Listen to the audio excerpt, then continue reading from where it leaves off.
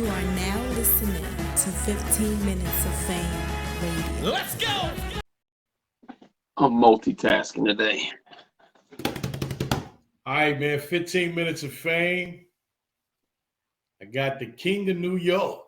Hilarious. Hilarious. Let me stop before motherfuckers, get at me. Yeah. Everybody just clicked off this is the most viewed part of the YouTube video. They all clicked off now. Yeah, that's a fact.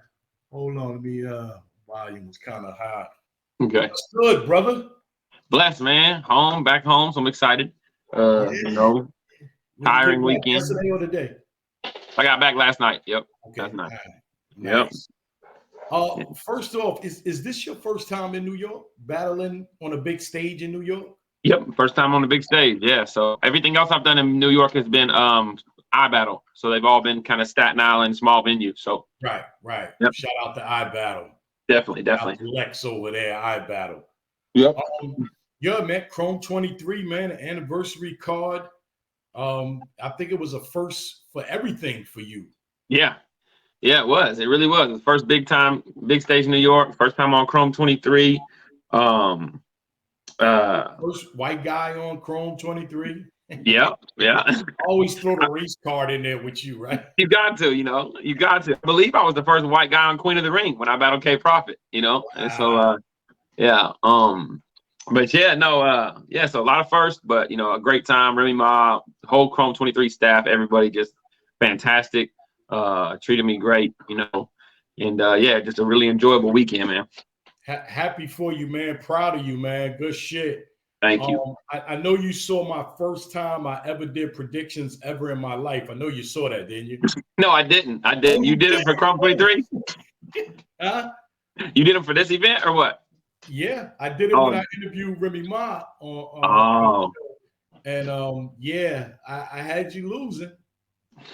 Good. I'm glad I didn't see him.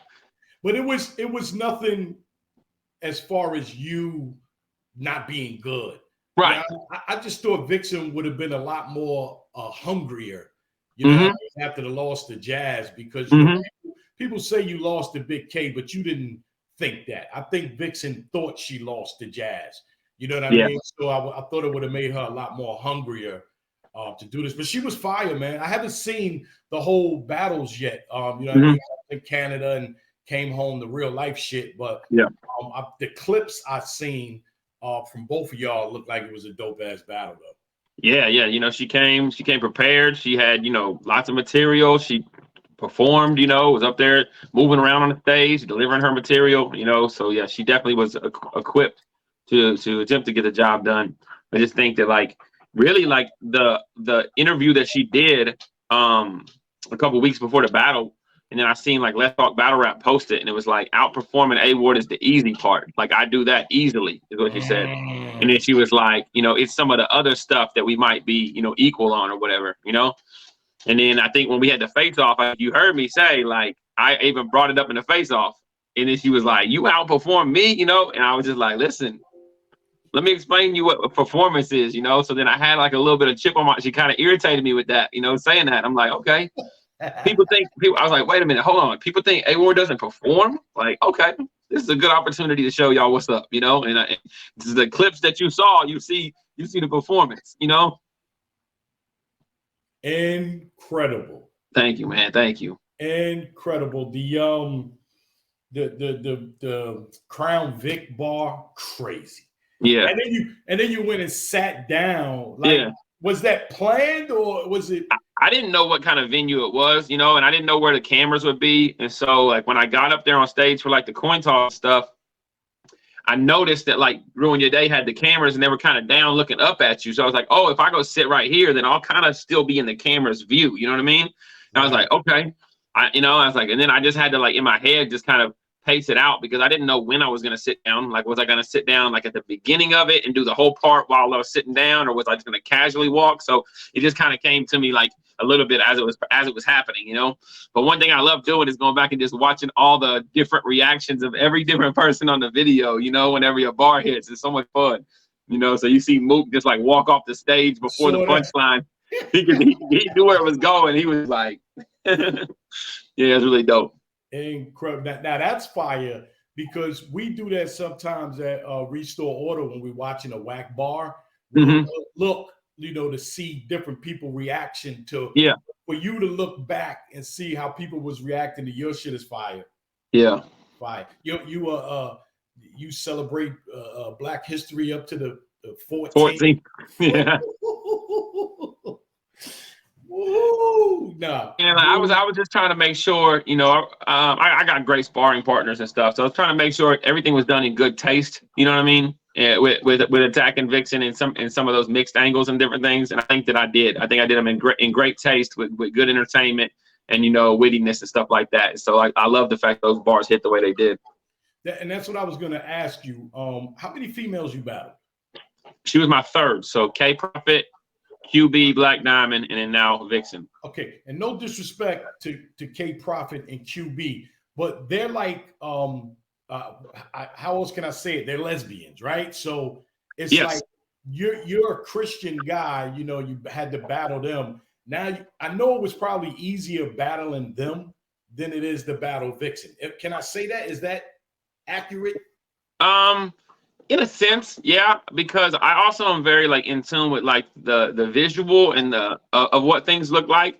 So battling Vixen, her being light skinned or whatever, the visual of it kind of looks like we're just two light skinned people, talking to each other. But to be honest with you, if I'm barking on a black queen, you know what I mean, something like that. If it's white guys, I have to be mindful of that too. With K Profit and QB, you don't want to be up there looking a certain way, insensitive or whatever. So there was different dynamics to each person and how they appear, what they look like, different things like that.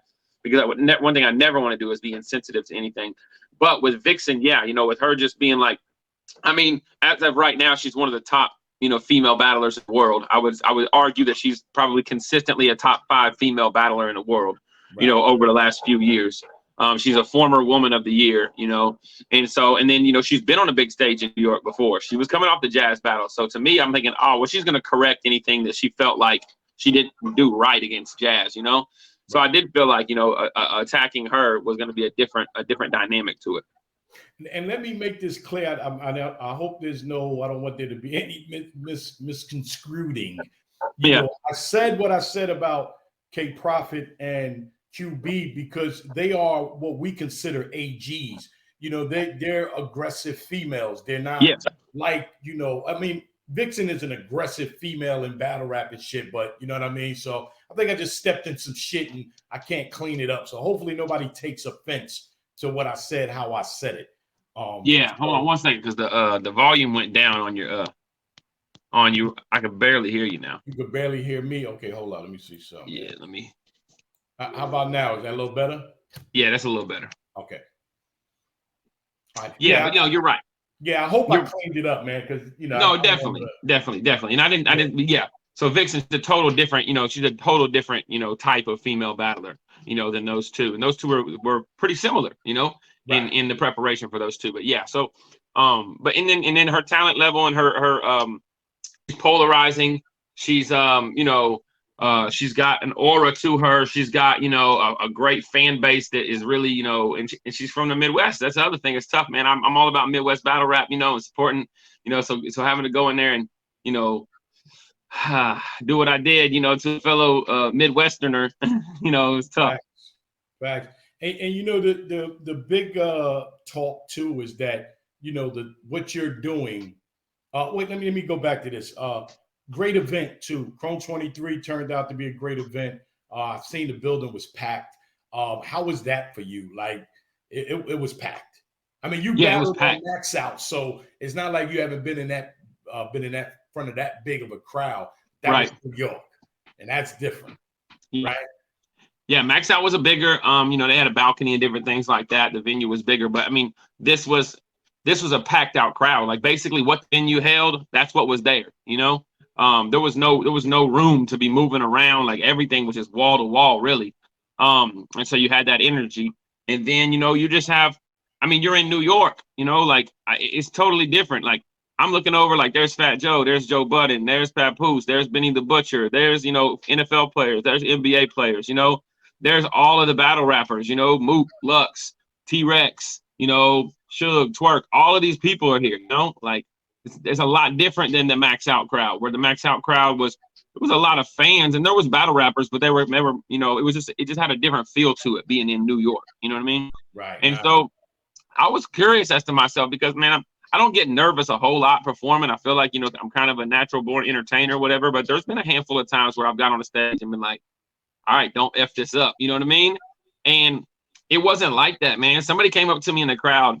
It was like 2 hours before the event started, and I'm in the middle of the crowd, and like the DJ's playing like Black Rob, whoa, you know, and I'm in the middle of the crowd, like, you know, word for word, just rapping a song. And somebody came up to me like, Ward, yo, you are way too comfortable right now. You know what I mean? Yeah. And I was like, well, I am. I'm locked in. He was like, I got like $1,000 on you. I was like, yo, put another 1,000 on it. I looked at desk and put another 1,000 on it. He's like, he came to me afterwards. He didn't put another 1,000 on it. He's like, I should have put that other 1,000 on it, Warren. I was like, hey, I told you, man, I was comfortable. I was enjoying the time, man. Oh man, incredible. Did you enjoy all the other battles? I did. I enjoyed the ones before me. I watched them. The Easy and Hitman was after me. And then that first round was so long. You know what I mean? And like Sway was trying to get an interview. You know, people were trying to get interviews after my battle. I watched that first round. I really enjoyed that first round. And then I started doing some interviews, and I had a place to rest my feet and sit down. So I didn't like in the building catch full second and third rounds from Easy and Hitman. But then I did watch Shuni and Hustle afterwards. Right. Who'd you have winning, Shuni Hustle? I had Hustle winning. Yeah, I had Hustle winning. I thought to myself, man, like, I know that there was the reason Easy and Hitman went first, I think, is because like one or two of the battlers, Shuni or Hustle, they couldn't find them or whatever at the time, and they just needed to keep things going, you know. But after Easy and Hitman, like a 60-70% of the crowd left. Wow. So you know you're sitting there, and that's not what you want as a battler. You know, you don't want that. You don't, and I'm not making excuses for Shuni. I don't know, you know, how locked in she was, because I know she had some slip ups and like a choke and different things like that. But I'm like, it's kind of tough to still be in it after being there 5-6 hours, and then everybody leaves, you know, right? And then you're trying to get into this grudge match. So it had to be tough, but Hustle kept composure and poise, and she got crowd reaction. She delivered her bars good. When Shuni was delivering her lines, they were really good too. So I enjoyed it. Who'd you have winning Prestavia and Official? I think I had Prestavia taking it 2-1. It's weird because I sparred with Official beforehand, and her third round was really good to me. I thought, wow, Official's using angles. She's attacking it from a certain aspect. I was like, I even told Official, I feel bad. I was like, yo, I think this third round is going to hit in the building crazy.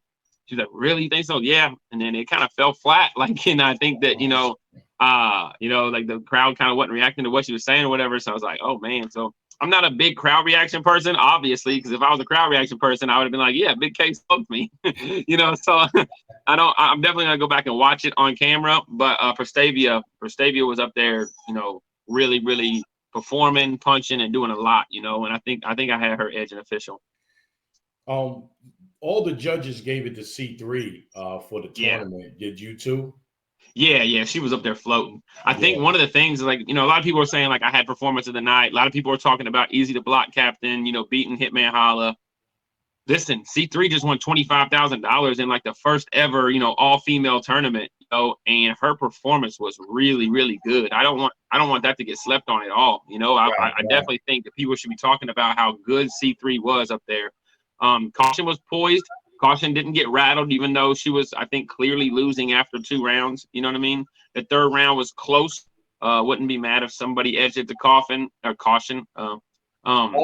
But yeah, Coffin. That's bad. I can't gotta call it Coffin now. That's terrible. My bad. My bad. And but yeah, so those first 2 rounds though, C3 was just floating. She just had to, you know, and it was layered. It was written well. It was delivered well. It was very, very impressive. Yeah, well, the word back, you know, that we was getting back in Canada, that you or Easy had performance of the night, one or the other, you know. So yeah. All I can say is, man, congratulations, man. You know, you always never cease to amaze us. You know what I mean? You're always doing your thing. And once I heard you weren't gonna be there, once we talked on the phone, I was like, man, I gotta make Unc proud, man. I just got, you know, he can't be here to watch it. I gotta make Unc proud. 15 minutes of fame. You are now listening to 15 Minutes of Fame Radio. Let's go.